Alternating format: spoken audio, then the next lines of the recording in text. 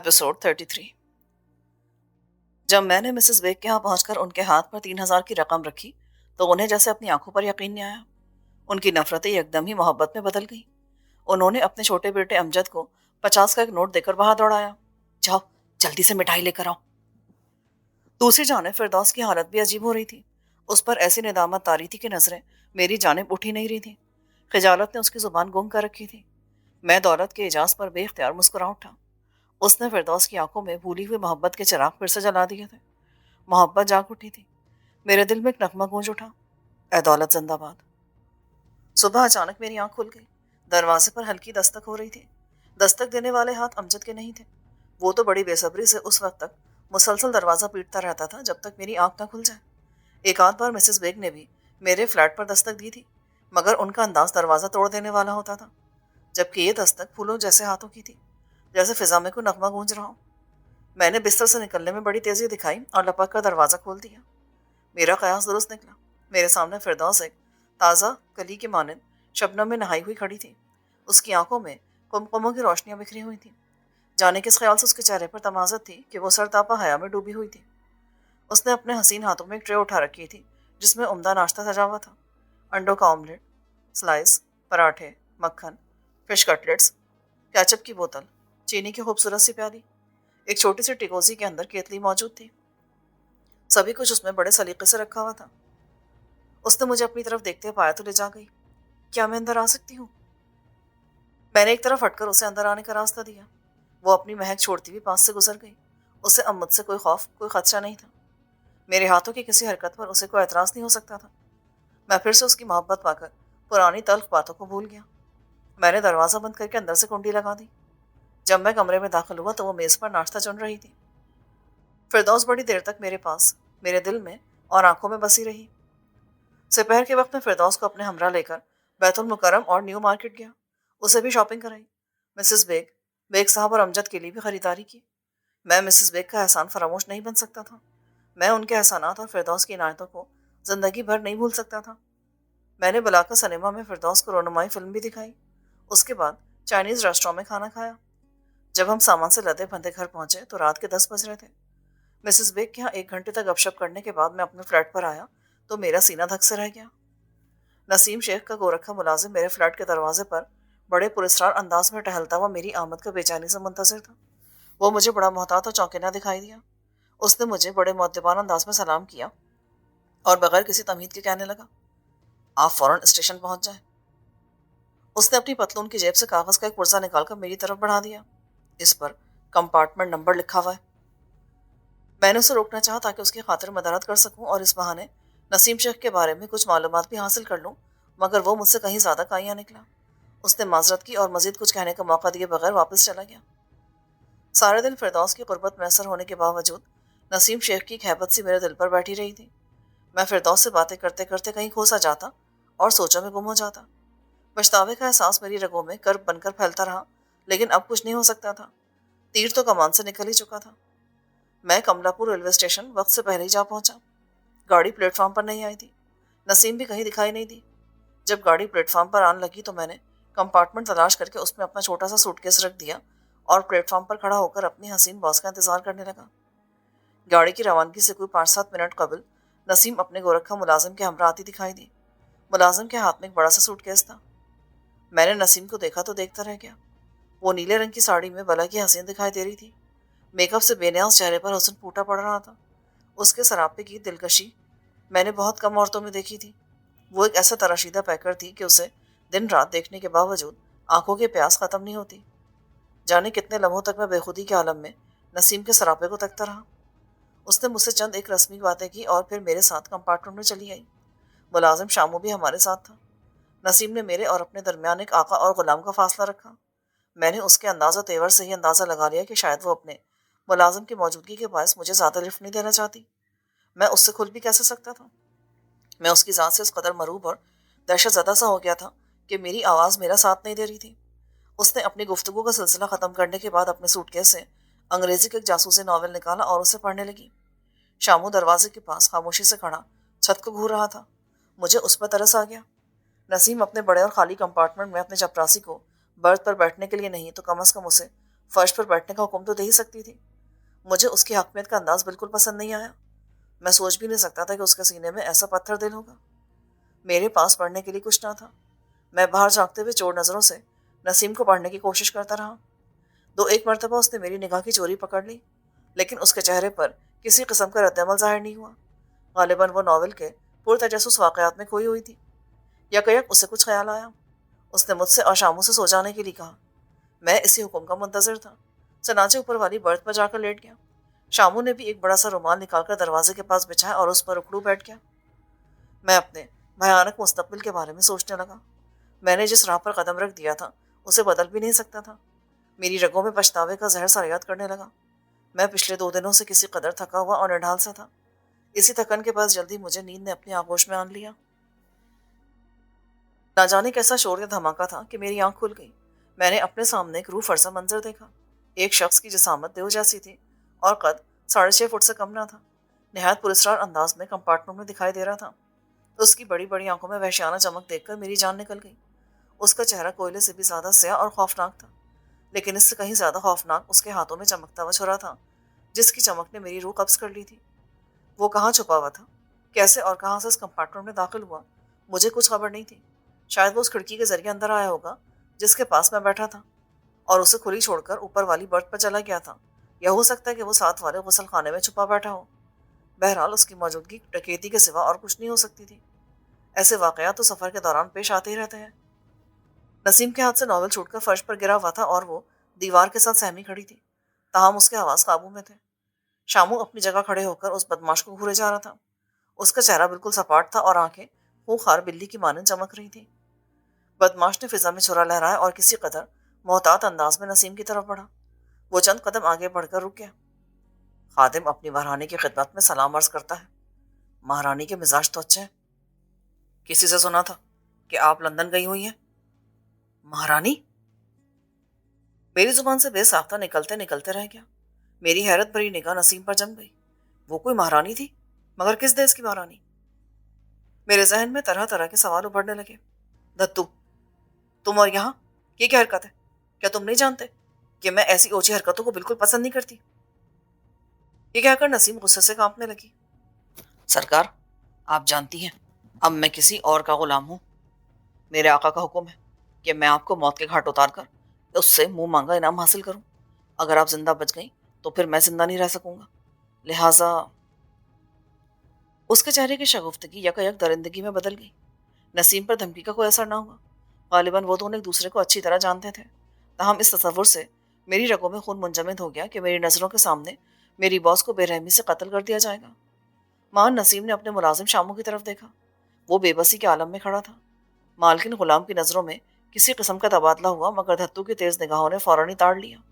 جیسے ہی شاموں کے جسم میں جنبش ہوئی، وہ خوخار انداز میں غرایا۔ او کتے، اگر تو نے کوئی حرکت کی نا تو تجھے بھی موت کے گھاٹ اتار دوں گا۔ دھتو، تو کیا سمجھتا ہے کہ میں اپنی مالکن کو تیرے ناپاک ہاتھوں سے مرنے دوں گا؟ آختو، کیا تو مجھے جانتا نہیں جو اس قسم کی دھمکیاں دے رہا ہے؟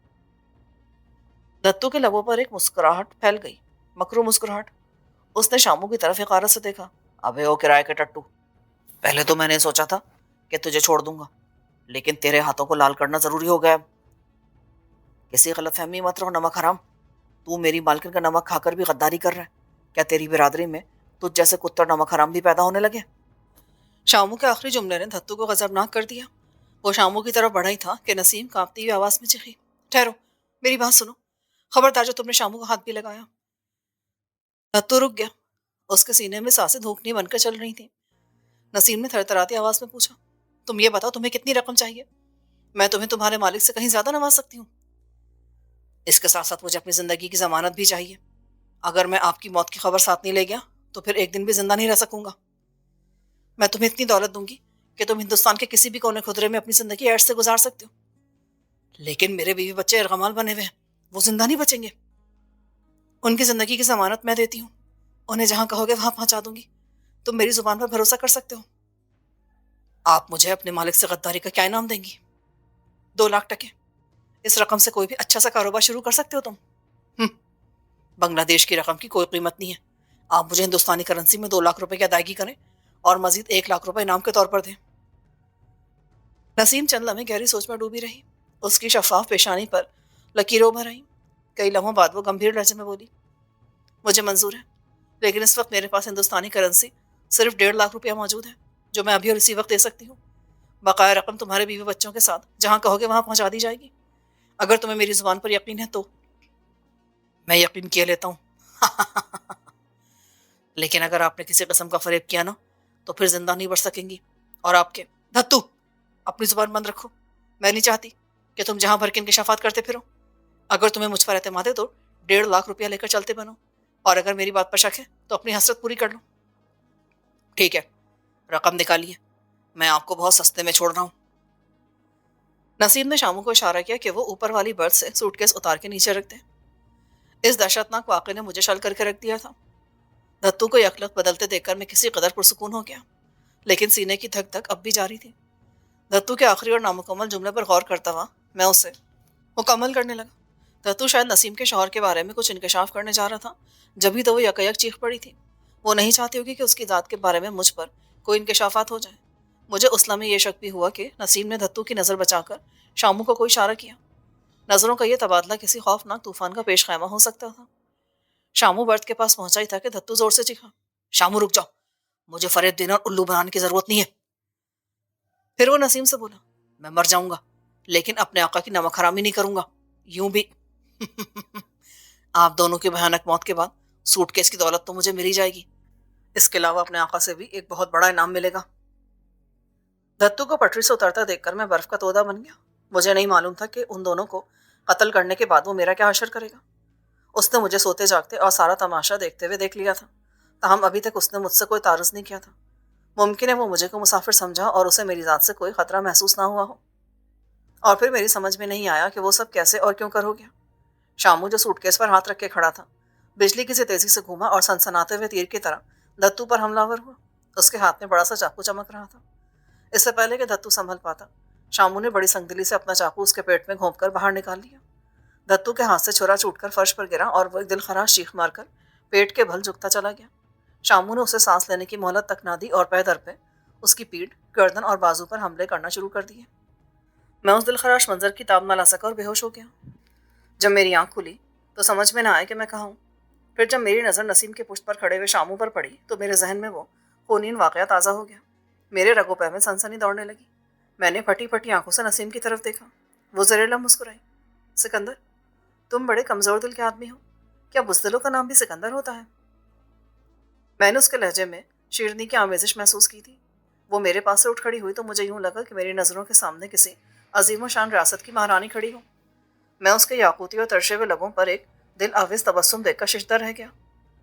اس کے چہرے پر سکون اور طمانیت دیکھ کر یوں لگتا تھا جیسے ابھی کچھ دیر پہلے ہونے والے خونین حادثے کا اس نے کوئی اثر نہ لیا ہو.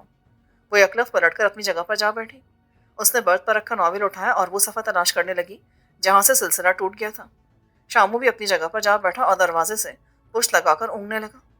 مجھے یوں محسوس ہوا کہ گویا ان دونوں کے نزدیک قتل و غارت گری محض ایک کھیل ہے. میں نے پورے کمپارٹمنٹ کا جائزہ لیا مگر نہ تو کہیں دھتو کی لاش دکھائی دی اور نہ فرش پر خون کا کوئی چھیٹا نظر آیا. لگتا ہی نہیں تھا کہ یہاں کوئی خونی واقعہ پیش آیا ہے. گاڑی بڑی تیزی سے چیختی, چنگھاڑتی اور رات کا سینہ چیرتی چلی جا رہی تھی. ایک اسٹیشن پر گاڑی رکی تو شامو اتر گیا اور پھر واپس نہ آیا. میں نے نسیم سے اس بارے میں پوچھنا مناسب نہیں سمجھا کہ وہ کہاں اور کس لیے گیا ہے. نہ ہی اس نے دھتو کے بارے میں کچھ پوچھا. ظاہر اس قسم کے سوال کرنے کی جسارت میں کر نہیں سکتا تھا. میری زبان پر شرائط کی مہر لگی تھی. تاہم میں نے نسیم اور دھتو کی گفتگو سے اتنا اندازہ کر لیا تھا کہ نسیم کی خاندانی دشمنی رنگ لا رہی ہے. وہ بدماش کسی کے ایما پر اسے قتل کرنے آیا تھا لیکن خود لقمہ اجل بن گیا. چیٹاگانگ شہر میں ریلوے اسٹیشن کے قریب ایک درمیانے درجے کے ہوٹل میں نسیم نے ایک ڈبل بیڈ روم لیا. اس میں ہم دونوں میاں بیوی کی حیثیت سے ٹھہرے. جب ہم صبح نہا دھو کر ناشتے سے فارغ ہوئے تو شامو بھی آ گیا. دوپہر کے وقت ہم دونوں شامو کی رہنمائی میں پہاڑ تلے کے ایک بنگلے میں منتقل ہو گئے. یہ کرائے کا بنگلہ تھا جس میں ضرورت کی ہر شے موجود تھی. رات کے کھانے سے فراغت کے بعد نسیم نے مجھے ملاقاتی کمرے میں بٹھایا اور اپنی خوابگاہ میں چلی گئی. جب وہ اپنے کمرے سے باہر آئی تو اس کے ہاتھ میں ایک بڑا سا لفافہ تھا. وہ اس نے میرے سامنے رکھ دیا. اس کے اندر جو چیزیں ہیں انہیں باہر نکالو. اس نے رونت سے حکم دیا. اس لمحے وہ مجھے بڑی پراسرار اور خوفناک دکھائی دی. اس لفافے میں ایک آبدار خنجر اور پستول برآمد ہوا. میں نے چونک کر ان چیزوں کو حیرت سے دیکھا. آج تمہارا پہلا امتحان لیا جا رہا ہے. امتحان؟ تم ان دونوں میں سے کسی ایک چیز کا انتخاب کر لو۔ میری زبان پر سوال تو بہت سے آئے پر دم توڑ گئے۔ میں نے کچھ نہیں پوچھا، صرف مبہوت بن کر اس کی شکل دیکھتا رہا۔ آج تم ایک لڑکی کو قتل کرنا ہے، تم اپنی سہولت کے لیے جو ہتھیار چاہو منتخب کر لو۔ میں نے حواس باختہ ہو کر پستول و خنجر کی طرف دیکھا۔ کسی لڑکی کو قتل کرنا ہے؟ ہاں۔ وہ لڑکی کون ہے؟ کہاں رہتی ہے؟ یہ سب کچھ تمہیں شامو اپنے ساتھ لے جا کر بتا دے گا۔ اس لڑکی کو کسی قیمت پر زندہ نہیں بچنا چاہیے۔ اگر وہ بچ گئی تو تم زندہ نہیں رہ سکو گے۔ میں اپنی جگہ گم سم بیٹھا رہ گیا۔ بیک وقت کئی قسم کے خیالات میرے ذہن میں چکرانے لگے۔ میں نے سوچا اس عورت کے جال میں پھنسنے سے کہیں بہتر تھا کہ فٹ پاتھوں پر بھیک مانگ کر گزارا کر لیتا۔ بہرحال میں نے گہرا سانس لیا۔ اب تو اوکھلی میں سر دے ہی دیا ہے۔ ویسے بھی اس مہذب دنیا میں ہزاروں بے گناہ لوگ مختلف حادثوں میں مرتے رہتے ہیں۔ اگر ایک لڑکی میرے ہاتھوں قتل ہو گئی تو کیا فرق پڑے گا؟ پھر بیٹے، سکندر اعظم 10,000 کی رقم تمہارے باپ کی تو نہیں تھی نا جو تم عیش کرتے پھرو؟ یہ عورت تم سے کوڑی کوڑی وصول کر کے رہے گی۔ میں نے اپنا ہاتھ خنجر کی طرف بڑھا دیا۔ آدھی رات کے قریب شامو مجھے اپنے ہمراہ لے کر نکلا۔ گھپ اندھیرے میں ہم دونوں خاموشی سے چلے جا رہے تھے۔ میرے ہاتھ پیروں میں اتنی سکت نہیں تھی کہ شامو کا ساتھ دے سکوں۔ وہ جس قدر پرسکون تھا میں اتنا ہی نروس ہو رہا تھا۔ ایک اونچی پہاڑی کے ٹیلے پر ایک وسیع و عریض کوٹھی بنی ہوئی تھی۔ اس کی شان و شوکت بتا رہی تھی کہ اس کا مالک لکھ پتی نہیں بلکہ کروڑ پتی ہے۔ چاروں اطراف گھپ اندھیرے میں کوٹھی جگمگاتے چاند کی مانند دکھائی دے رہی تھی۔ اس کے احاطے میں روشنیاں پھیلی ہوئی تھیں۔ شامو مجھے اس کوٹھی کے عقبی حصے کی طرف لے آیا۔ جب میں نے اپنی سانسوں پر قابو پایا تو شامو نے دیوار کی جانب اشارہ کیا۔ آپ اس جگہ سے دیوار پر چڑھ جائیے۔ احاطے میں اترتے وقت اس بات کا خیال رکھیں کہ ذرا بھی آواز پیدا نہ ہو۔ سامنے ہی آپ کو سپاری کے درخت کے پاس ایک کمرے کی کھلی ہوئی کھڑکی دکھائی دے گی۔ اس کوٹھی میں بغیر گرل کے وہی کھڑکی ہے۔ اس کھڑکی کے راستے کمرے میں داخل ہو جائیں۔ اس کمرے کے اندر پلنگ پر جو لڑکی سو رہی ہوگی اسی کو ہلاک کرنا ہے۔ لڑکی کا حلیہ کیا ہے؟ کہیں ایسا نہ ہو کہ غلطی سے میں کسی اور کو قتل کر دوں۔ اس لڑکی کے دونوں رخساروں پر 2 تل ہیں۔ اچھا کیا جو آپ نے پوچھ لیا، مگر اس کھڑکی تک پہنچنا بھی تو ایک مسئلہ ہے۔ گٹر لائن کے پائپ کے ذریعے اوپر چڑھنا زیادہ دشوار نہیں ہوگا۔ میں آہستہ سے زمین پر بیٹھ گیا۔ جوتے اتارتے ہوئے اچانک ایک خیال بجلی کی طرح ذہن کی سطح پر ابھرا۔ میں نے اس کے پیر پکڑ کر منت کی، بھائی شامو، کیوں نہ یہ فرض تم خود ہی ادا کر دو؟ میں تمہیں اس کے عوض ایک بڑی رقم دینے کو تیار ہوں، 5,000 ٹکے۔ بولو منظور ہے؟ شامو نے جھک کر بڑے ادب سے میرے ہاتھ اپنے پیروں سے الگ کیے۔ آپ تو ابھی سے ہمت ہار رہے ہیں۔ آپ کو یہی نہیں بلکہ نامعلوم کتنے آدمیوں کو موت کے گھاٹ اتارنا ہوگا۔ کیا مجھے تن تنہا سینکڑوں آدمیوں کو قتل کرنا ہوگا؟ جی ہاں، اسی لیے تو آپ کا انتخاب کیا گیا ہے۔ آپ کو بھی اب مالکن کے دشمن سے ہوشیار اور چوکنا رہنا ہوگا، کیونکہ دھتو سے کہیں زیادہ خطرناک بدماش مالکن کے دشمن ہیں۔ جب انہیں معلوم ہو گیا کہ آپ مالکن کے خاص ملازم ہیں تو آپ کی جان بھی خطرے میں پڑ جائے گی۔ میں نے سٹپٹا کر شامو کو دیکھا۔ اس کے ہونٹوں پر پراسرار مسکراہٹ پھیلی ہوئی تھی۔ میرے جی میں آیا کہ سب سے پہلے اسی کو ہلاک کر دوں۔ نسیم شیخ کو بھی میں موت کی نیند سلا سکتا تھا۔ اس خیال کے ذہن میں آتے ہی میرے پورے جسم میں سنسنی پھیل گئی۔ کئی لمحوں بعد میرے حواس قابو میں آیا تو میں نے سوچا کہ فی الوقت اس خیال کو عملی جامہ پہنانا مناسب نہیں۔ مجھے بہر صورت سب سے پہلے اس معصوم اور بے گناہ لڑکی کو قتل کرنا تھا، پھر کسی طرح نسیم اور شامو کو اپنے اعتماد میں لینا تھا۔ یہی ایک صورت تھی کہ میں بلا خوف و خطر اپنے منصوبے پر عمل کر سکتا تھا۔ میں شامو کے کندھوں پر چڑھ کر دیوار کی منڈیر تک پہنچا اور بڑی آہستگی سے احاطے میں اتر گیا۔ کوٹھی میں ہلکی ہلکی روشنی ہو رہی تھی۔ میں پسینے میں نہایا ہوا ڈگمگاتے قدموں سے گٹر کی پائپ لائن کے پاس جا پہنچا اور سپاری کے درخت کے نیچے رک کر کئی لمحوں تک اس کھڑکی کا جائزہ لیتا رہا جس کی نشاندہی شامو نے کی تھی۔ کھڑکی کھلی ہوئی تھی۔ میں پائپ کے سہارے آہستہ آہستہ چڑھتا ہوا کھڑکی تک پہنچا اور چوکھٹ پکڑ کر آہستگی سے اندر کمرے میں اتر گیا۔ میں نے دیوار سے پشت لگا کر اپنی سانسیں درست کی اور کمرے کا جائزہ لینے لگا۔ یہ خوبصورت سا کمرہ کشادہ، ہوادار اور قیمتی ساز و سامان سے آراستہ تھا۔ اس کمرے کے ایک گوشے میں آبنوسی لکڑی کی لمبی چوڑی مسہری دکھائی دے رہی تھی جس پر لگی نائلون کی مچھردانی پنکھے کی ہوا سے لہرا رہی تھی۔ کمرے میں 0 پار کا روشن بلب روشن تھا۔ مدھم روشنی کے باعث یہ اندازہ لگانا دشوار تھا کہ مسہری پر محو خواب کوئی مرد ہے یا عورت۔ میں نے پچھلی جیب سے خنجر نکالا اور دھڑکتے دل کے ساتھ مسہری کی جانب بڑھا۔ فرش پر بیش قیمت قالین بچھا تھا، پھر بھی میں نے حتی الامکان احتیاط برتی کہ کوئی آہٹ نہ ہونے پائے۔ میری ذرا سی بے احتیاطی مجھے جیل کی آہنی سلاخوں کے پیچھے لے جا سکتی تھی۔ میں پھونک پھونک کر قدم رکھتا ہوا مسہری کے پاس پہنچا اور اپنا تھر تھراتا ہوا بایاں ہاتھ آگے بڑھا کر مچھردانی کا کونا اوپر الٹ دیا۔ میری نگاہ سب سے پہلے اس لڑکی کے سرخ رخساروں پر चमकते उन दोनों तिलों पर पड़ी जो उसके हुस्न को उजागर करने में नुमायां थे। कई लम्हों तक मैं अपनी जगह मफलूट सा खड़ा रहा। मुझ में इतनी सकत नहीं थी कि जुम्बिश कर सकूं। मैं पथराई हुई आंखों से उस लड़की को देख रहा था जिसकी उम्र बमुश्किल 9-10 बरस रही होगी। उसकी होंठों पर हल्का सा तबस्सुम था। शायद वो गहरी नींद में डूबी हुई कोई सुंदर सा सपना देख रही थी। खुद वो भी तो अपने माँ बाप का एक सुंदर सपना होगी। उसे देखकर मैं ये तक फरामोश कर बैठा कि मैं यहाँ किस मकसद के लिए आया हूँ। मैं अजीब शशोपंज के आलम में खड़ा था। एक मासूम बच्ची को हलाक करने का तसव्वुर इतना लर्जाखेज था कि मेरा दिल कांप के रह गया। अचानक सोते सोते लड़की ने कसमजाकर करवट बदली। मैं चौंका और बेख्तियार मेरा खंजर वाला हाथ फिजा में बुलंद हुआ। इसके साथ ही मैंने अपनी पुश्त पर आहट सी महसूस की। इससे पहले कि मैं पलट कर उस नागहानी खतरे का सामना करता, किसी ने बिजली किसी तेजी से मेरा खंजर वाला हाथ मजबूती से पकड़ लिया। मैंने पूरी कुव्वत से मज़ाहमत करते हुए पलट कर देखा तो मेरी आंखें फटी की फटी रह गईं। श्श! शामू ने होठों पर उंगली रखकर मुझे खामोश रहने का इशारा किया। मगर मैंने बोलना चाहा। बस चुपचाप चलें। शामू ने सरगोशी की। उस लम्हे मैंने देखा कि उसकी आंखों में नमी तैरने लगी है। मैं हैरानी के आलम में उसके साथ कोठी से निकल आया। रास्ते में मैंने कई बार शामू का चेहरा देखा। वो चुपचाप और लुटा पिटा सा नजर आ रहा था। उसकी खाली खाली आंखों से वीरानी बरस रही थी। चेहरा हर किस्म के जज्बात से आ रही था। वो ना जाने क्या सोच रहा था। मुझसे रहा ना गया। शामू, तुमने उस लड़की की जान किस लिए बचाई? वो तो बॉस के दुश्मन की बेटी है। शामू चलते चलते रुक गया और मेरी आंखों में झांककर अफसुर्दगी से बोला, मैं भी इतनी ही उम्र की बेटी का बाप हूं। मुझे यकबया क्यों लगा कि मसहरी पर मेरी बेटी सो रही है। अब मैं बॉस को क्या जवाब दूंगा? मैंने अंदरूनी खुशी को दबाते हुए पूछा। मैं दिल ही दिल में खुश हो रहा था कि एक संगीन जुर्म के इर्तिकाब से बच गया हूं। आप फिक्र ना करें, मैं बॉस को समझा लूंगा। बंगले पर पहुंचकर शामू नसीम के कमरे में चला गया। अंदर जाकर उसने नसीम से ना जाने क्या कहा कि मुझ पर कोई अताब नाजिल ना हुआ। दूसरे दिन नाश्ते के बाद नसीम ने एक मोहर बंद लिफाफा मेरे हवाले किया। जानते उस लिफाफे में कौन सा राज है? नहीं। इस लिफाफे में इस मुल्क के सदर का तख्ता उलटकर उसे कत्ल कर देने का मंसूबा मौजूद है। तुम्हें ये लिफाफा जमान नामी शख्स तक बड़ी एहतियात से पहुंचाना है। और हाँ, तुम्हें हर कदम पर चौकन्ना रहना होगा क्योंकि दुश्मन हमारी घात में लगे हुए हैं। जमान अपना ही आदमी है। वो मुश्ताक नामी एक लॉन्च में तन्हा तुम्हारा इंतजार कर रहा होगा। अगर जमान की जगह कोई और आदमी मिले तो फौरन ही लिफाफा चाक करके पानी में बहा देना।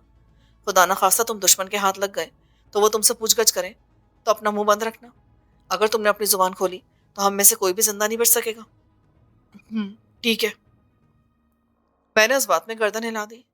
नसीम ने मुझे जमान की तस्वीर दिखाई। वो एक देव कामत और करिया शक्ल का आदमी था। उसकी शनाख्त कुछ मुश्किल नहीं थी।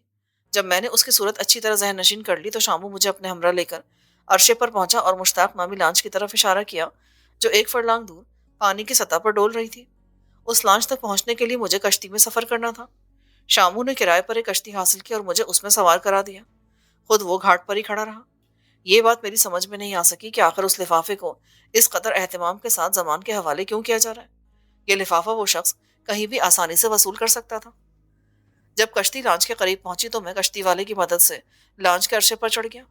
मैंने चारों तरफ निगाह दौड़ाई मगर अरशे पर कोई नजर न आया। मुझे यहाँ तक लाने वाली कश्ती जब दूर निकल गई तो मैंने आवाज लगाई, जमान साहब। मेरी आवाज अरशे पर गूंज कर रह गई मगर किसी जानिब से कोई जवाब न आया। मैं आहिस्ता आहिस्ता जीने की तरफ बढ़ा। लांच पर एक गहरा सन्नाटा छाया हुआ था। सीढ़ियां उतरकर मैं एक बड़े से कमरे में आ गया। सामने एक और कमरा था जिसका दरवाजा अंदर से बंद था। मैं लड़खड़ाते कदमों से उस कमरे की जानिब बढ़ा ही था कि दफतन उस कमरे का दरवाजा एक झटके के साथ खुला और मैं चौंक कर कई कदम पीछे हट गया। उस कमरे से 4 आदमी नहायत तेजी से बाहर निकले और उन्होंने मुझे घेरे में ले लिया। उनमें से एक शख्स चेहरे मोहरे से इंतहाई खतरनाक दिखाई दे रहा था। उसने अपना हाथ मेरी तरफ बढ़ाकर इस्तेज़ाइया लहजे में पूछा, आप जमान साहब के लिए क्या तोहफा लेकर आए हैं? मैं इस नागहानी सूरत हाल के लिए कतई तौर पर तैयार नहीं था। मुश्किल तमाम मैंने अपने हवास पर काबू पाया। गोया मेरे सीने में दिल जोर जोर से धड़कने लगा था। ताहम मैंने अपने हौसले और जिस्म की सारी ताकत को मुज्तमा करने की कोशिश की और फंसी आवाज में पूछा, जमान साहब कहाँ हैं? जमान साहब जमान साहब आराम फरमा रहे हैं। उसके लहजे में ऐसी चुभन थी कि मैं सन्नाटे में आ गया। साफ जाहिर था कि ये चारों बदमाश मेरी बॉस के दुश्मन है और उन्होंने मिलकर जमान साहब को ठिकाने लगा दिया है। जब वो मेरे गिर्द अपना घेरा तंग करने लगे तो मैंने अपने आप को संभाला। 1 मिनट सब्र करें, मैं जमान साहब का तोहफा आप लोगों की खिदमत में पेश करना चाहता हूँ। वो अपनी अपनी जगह रुक गए। میں بڑے اطمینان سے وہ لفافہ باہر نکال کر اسے چاک کرنے ہی جا رہا تھا کہ ان میں سے ایک بدماش نے میرا ارادہ بھانپ لیا۔ وہ بجلی کی طرح مجھ پر جھپٹا۔ اگر میں عجلت سے کام نہ لیتا تو لفافہ ان کے ہاتھ لگ جاتا۔ میں نے بغیر کسی تاخیر کے اس لفافے کے پرزے کر ڈالے اور کھڑکی سے باہر پھینک دیے۔ ان چاروں نے مل کر میرے ساتھ جو وحشیانہ سلوک کیا اسے شاید میں زندگی بھر بھول نہ پاؤں۔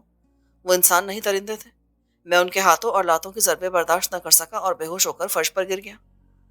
مجھے پٹائی کے دوران اس بات کی ذرا بھی امید نہیں تھی کہ میں ان درندوں کے ہاتھوں سے زندہ بچ جاؤں گا۔ چاروں نے مل کر جس بے رحمی سے میری درگت بنائی تھی وہ کچھ میرا ہی دل جانتا تھا۔ جب مجھے ہوش آیا تو میں بہت دیر تک یہی سوچتا رہا کہ آخر ان لوگوں نے مجھے زندہ کیوں چھوڑ دیا۔ پوری طرح ہوش میں آنے کے بعد میں نے کراہتے ہوئے آنکھیں کھول دیں تو میری نگاہ سب سے پہلے لانچ کی چھت پر پڑی۔ خود میں انتہائی قسم پرسی کے عالم میں فرش پر پڑا تھا۔ میرے ایک ایک انگ سے درد کی ٹیسیں اٹھ رہی تھی کہ میری آنکھوں میں آنسو آ گئے۔ اچانک عرشے پر آہٹ سنائی دی۔ میں اس خیال سے لرز گیا کہ وہ بدماش اب بھی وہیں موجود ہیں اور شاید اس انتظار میں ہے کہ ہوش میں آنے کے بعد دوبارہ میری مزاج پرسی کریں۔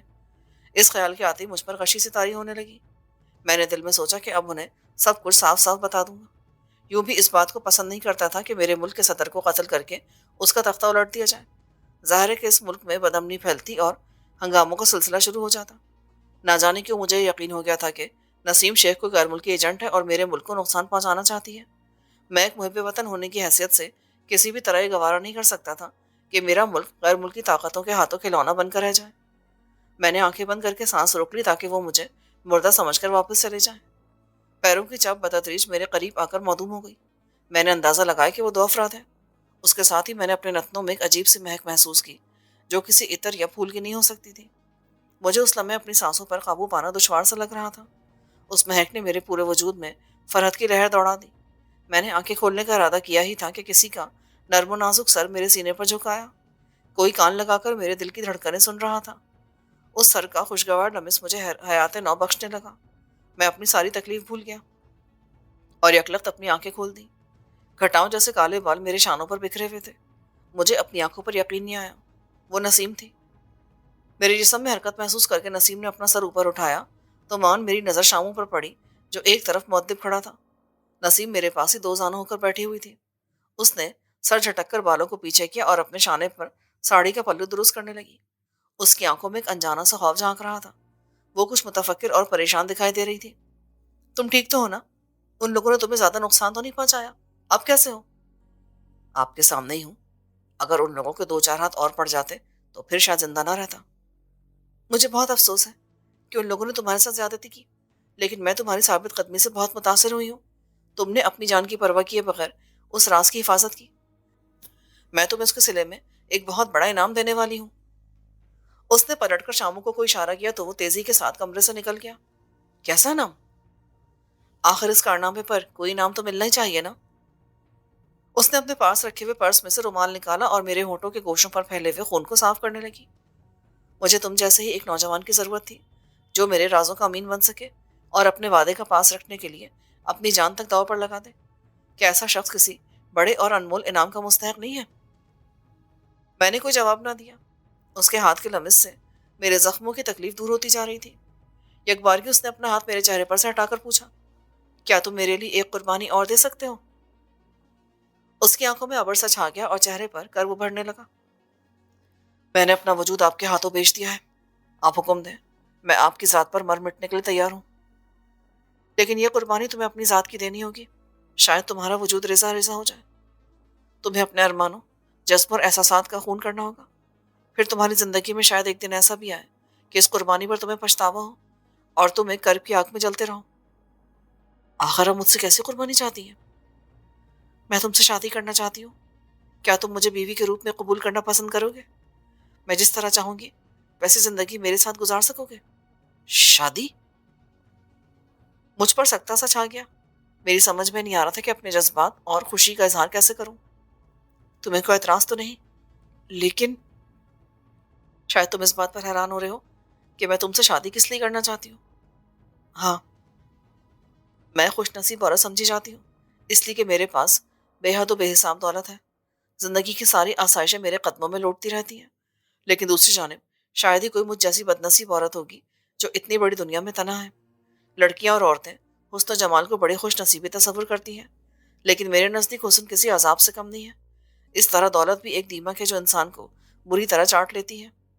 میں نے جسے بھی اپنا ہمسفر بنانا چاہا، اسے محض اپنے حسن و دولت کا بھوکا پایا۔ میں نے اس کی آنکھوں میں محبت کی رمق نہیں پائی۔ میں چاہتی تھی کہ اپنی ساری دولت محتاجوں اور غریبوں میں بانٹ دوں اور ایک عام سی عورت بن کر زندگی گزاروں۔ میرا شوہر مجھے اپنے ہاتھوں کی کمائی کھلائے، مگر کوئی بھی شخص اس ایثار اور قربانی کے لیے تیار نہیں ہوا۔ نفسیاتی مریض سمجھ کر میرا مذاق اڑایا جانے لگا، شاید اس لیے کہ آج ہر شخص دولت کے پیچھے پاگل ہوا جا رہا ہے۔ جب میں بالکل ہی مایوس ہو گئی تو میں نے اپنی زندگی کا ایک عجیب و غریب فیصلہ کیا۔ میں نے اپنے دل میں تہیہ کر لیا کہ کسی ایسے مرد سے شادی کروں گی جو بالکل مفلس اور قلاش ہوگا۔ میں اسے سہارا دے کر آزماؤں گی، اس کا ساتھ دوں گی، اپنی آخری سانسوں تک اس سے نبھا کروں گی۔ لیکن یہ راہ بھی آسان نہیں تھی۔ جب مجھے سنگلاخ راستے پر تنہا چلنا دشوار لگا تو میں نے اپنے پرانے خاندانی ملازم شامو کا انتخاب کیا، اسے اعتماد میں لیا۔ میں نے اس دشوار گزار اور ٹیڑھے میڑھے راستے پر چلتے ہوئے تمہیں پا لیا۔ میں نے قدم قدم پر تمہاری آزمائش کی، تم کو کڑی دھوپ میں لا کھڑا کیا تاکہ تمہیں کندن بنا سکوں۔ اس نے بڑی آہستگی سے اپنا سر میرے سینے پر رکھا۔ کیا تم جمیلہ کو اپنانا پسند کرو گے؟ مجھے ٹھکراؤ گے تو نہیں؟ کوئی ایک ہفتے کے بعد میرے زخم مندمل ہوئے اور اس لانچ میں بڑی سادگی کے ساتھ ایک چھوٹی سی تقریب میں شرعی طور پر اس سے میری شادی ہو گئی۔ وکیل اور گواہ کا بندوبست شامو نے کیا تھا۔ اسی نے لانچ کے کمرے کو حجلہ عروسی کے طور پر سجا دیا تھا۔ رات 10 بجے شامو رخصت ہو گیا اور لانچ میں صرف میں اور جمیلہ رہ گئے۔ جب میں حجلہ عروسی کی طرف بڑھ رہا تھا تو میرے ذہن میں فردوس پہلے کی طرح آن کھڑی ہوئی، لیکن اب جمیلہ کو پانے کے بعد مجھے فردوس سے کوئی دلچسپی نہیں رہی تھی، اس لیے کہ اس کی محبت میری جیب اور ملازمت سے مشروط رہی تھی۔ میں نے حجلہ عروسی میں قدم رکھا تو جمیلہ لمبا سا رنگین گھونگھٹ نکالے بنگال کے روایتی انداز سے میرے انتظار میں اپنی گردن جھکائے کھڑی تھی۔ میں اس کے قریب پہنچا تو وہ ایک دم ہی رکوع کے انداز میں جھکی اور میرے پیروں پر آن گری۔ میں اسے اٹھانے کے لیے جھکا تو وہ یک لخت پھوٹ پھوٹ کر رو دی۔ میں نے اسے اپنے بازو میں بھر لیا اور پھر اس کے چہرے پر سے گھونگھٹ ہٹا دیا۔ اس کی آنکھیں بند تھیں، چہرہ آنسوؤں سے تر تھا، پلکیں اور ہونٹ تھر تھر آ رہے تھے۔ میں نے رونے کا سبب پوچھا تو جواب ملا، مجھے اپنے وہ لوگ یاد آ گئے جن سے میرا کوئی رشتہ ناتا ہے، کوئی بھی تو میری ان خوشیوں میں شریک نہیں ہے۔ جب وہ کسی قدر نارمل ہوئی تو غم کی گھٹائیں چھٹ گئیں۔ رات کا تیزی سے گزرتا ہوا یہ حصہ گلے شکوے اور باتوں میں ضائع کرنے کے لیے نہیں تھا۔ یہ رات تو ایک ذات کو دوسری ذات کا جز بنانے کے لیے تھی۔ میں اتنا کچھ سمیٹنا چاہتا تھا کہ دل میں کوئی حسرت نہ رہے، اور پھر صبح ہونے تک ہم دونوں محبت کے ایسے بندھن میں بندھ گئے تھے کہ کوئی طاقت ہمیں ایک دوسرے سے جدا نہیں کر سکتی تھی۔